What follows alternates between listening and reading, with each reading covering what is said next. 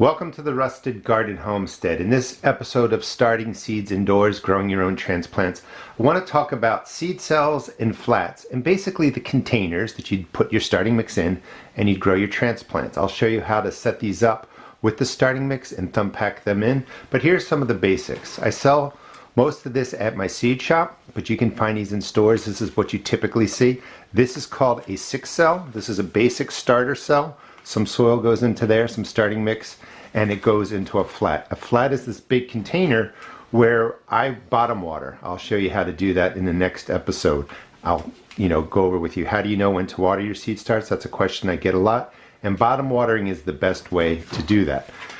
But you can set up your growing area just like this. This is 3, 6, 9, 12, 6 packs, 6 cells. And that's 72 plants you can go in there. They would go into a flat. They also come in different sizes. You can get something larger like this. When you plant into a larger cell, of course you'll be growing fewer plants, but you don't have to pot up your transplant. So if you're just doing a handful of tomatoes, you might want to start in here instead of something like this. Obviously more soil's in there. The plants can grow longer. You can just keep them in there. If you don't want to pick up the plastic cells, you can also, or flats, you can go to the dollar store, pick up any baking tray, and you could, set your cells right in there. You could use cups. These are 8-ounce cups.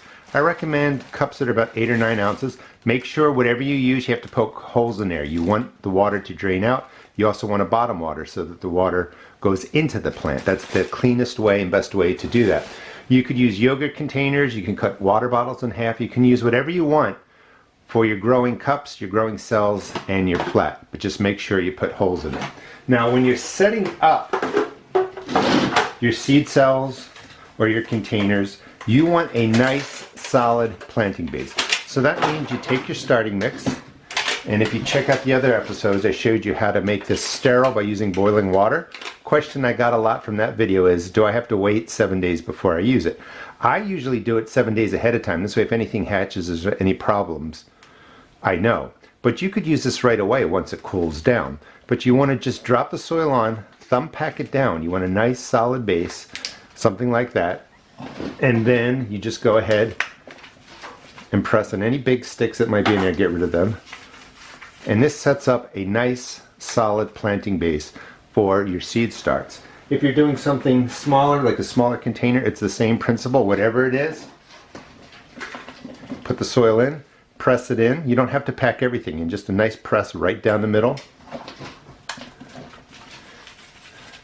And this is a perfect planting base for your seed starts. So this is the materials you basically need. Starting mix, lights we've already talked about, flats, cells. This will get you set up to grow seeds indoors. Thanks so much for watching, and please subscribe. I'll be doing these short 2 to 5 minute videos on starting seeds indoors, obviously. The next one we're going to be talking about is watering. How do you know when to water your seed starts and what's the best way to water them?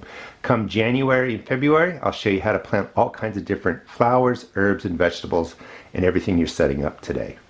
Thanks for watching.